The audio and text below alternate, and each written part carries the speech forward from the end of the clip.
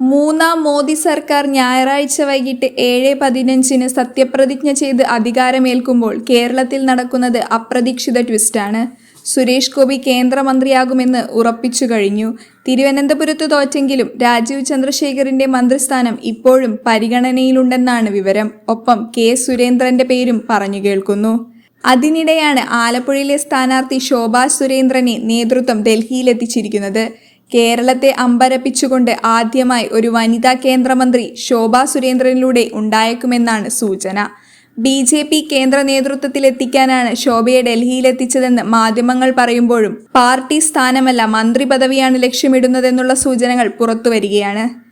BJPയുടെ തിരഞ്ഞെടുപ്പ് അജണ്ടകളിൽ പ്രധാനമായിരുന്നു ദക്ഷിണേന്ത്യയിലെ മികച്ച വിജയം കൊയ്യുക എന്നത്. പ്രതീക്ഷിച്ചത്ര മികച്ച പ്രകടനം കാഴ്ചവെക്കാനായില്ലെങ്കിലും കേരളത്തിൽ അക്കൗണ്ട് തുറക്കാനായത് BJPയെ സംബന്ധിച്ചിടത്തോളം ശുഭസൂചകമാണ്. കേരളത്തിൽ നിന്നും ലോക്സഭാംഗം ഉണ്ടായാൽ മന്ത്രിസഭയിൽ അർഹിക്കുന്ന പരിഗണന നൽകുമെന്ന് പ്രധാനമന്ത്രി നരേന്ദ്രമോദിയും അമിത്ഷായുമൊക്കെ ആവർത്തിച്ചു വ്യക്തമാക്കിയതാണ്. അങ്ങനെ സുരേഷ് ഗോപി തൃശൂരിൽ അക്കൗണ്ട് തുറക്കുകയും ചരിത്രത്തിൽ ഇടം നേടി കേന്ദ്രമന്ത്രിയാകാൻ ഡൽഹിയിലെത്തിക്കഴിഞ്ഞു. ഇപ്പോഴിതാ ഡൽഹിയിൽ നിന്ന് മറ്റൊരു ശുഭവാർത്ത കൂടി വരികയാണ്. കേരളത്തിൽ നിന്ന് ഒരു വനിതാ കേന്ദ്രമന്ത്രി കൂടി ഉണ്ടായേക്കുമെന്നാണ് സൂചന. സ്ഥിരീകരണം വന്നിട്ടില്ലെങ്കിലും ശോഭാ സുരേന്ദ്രന് നറുക്കു വീഴുമെന്നാണ് ചില കേന്ദ്രങ്ങളിൽ നിന്നും ലഭിക്കുന്ന സൂചന.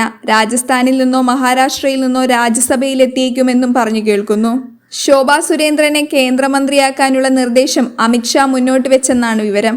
തിരഞ്ഞെടുപ്പുകളിൽ തോൽക്കുമെങ്കിലും മത്സരിച്ച എല്ലാ തിരഞ്ഞെടുപ്പുകളിലും BJPയുടെ വോട്ട് ഷെയർ കൂട്ടുകയും വനിതകൾക്കും കുട്ടികൾക്കുമൊക്കെ ശോഭ ഏറെ സ്വീകാര്യതയും കേന്ദ്രമന്ത്രി നേതൃത്വത്തിന് ഏറെ മതിപ്പുള്ളവാക്കിയിട്ടുണ്ട്.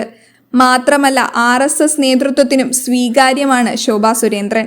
കേരളത്തിന്റെ ചരിത്രത്തിൽ ആദ്യമായി ഒരു വനിതാ കേന്ദ്രമന്ത്രി ഉണ്ടാകുന്നത് വരുന്ന നിയമസഭാ തിരഞ്ഞെടുപ്പിലും പിന്നീടുള്ള ലോക്സഭാ തിരഞ്ഞെടുപ്പിലും BJPക്ക് ഏറെ ഗുണം ചെയ്യുമെന്ന് കണക്കുകൂട്ടുന്നുണ്ട്.